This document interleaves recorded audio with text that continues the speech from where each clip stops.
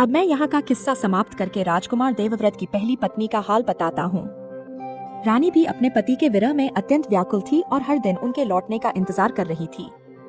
एक रात जब रानी अपनी गहरी नींद में सो रही थी, उसने एक सपना देखा। सपने में एक बच्चा आकर कहता है, रानी, तेरा पति देवव्रत कंचनपुर में कैद हो गया है। यह सपना देखकर रानी चौंक कर उठ बैठी और जोर जोर से रोने लगी। उसकी आवाज सुनकर दासियां दौड़ी आईं और पूछा, महारानी, क्या हुआ?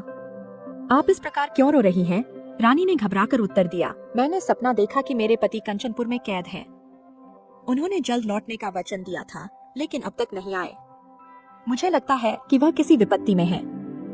मैं जोगिन बनकर स्वयं कंचनपुर जाऊंगी और अपने पति को बचाऊंगी। दासियों ने उसे सांत्वना दी, महारानी, यह बस एक सपना है। महाराज सही सलामत होंगे और जल्द लौट आएंगे। पर रानी ने दृढ़ता से कहा, नहीं दासी, मेरा दिल कह रहा है कि सपना सत्य है। मैं अपने पति की तलाश में जाऊंगी। मेरे पीछे माता पिता का ध्यान रखना। रानी ने अपने राजसी वस्त्र और आभूषण उतार दिए और जोगिन का भेष धारण कर लिया। भगवा वस्त्र पहनकर और हाथ में वीणा लेकर वह जंगल की ओर चल पड़ी। लंबे समय तक जंगलों में भटकती हुई वह कंचनपुर पहुंची। वहां उसने लोगों से अपने पति के विषय में पूछा। लोगों ने बताया कि राजकुमार को राजा ने चोरी के आरोप में कैद कर लिया है।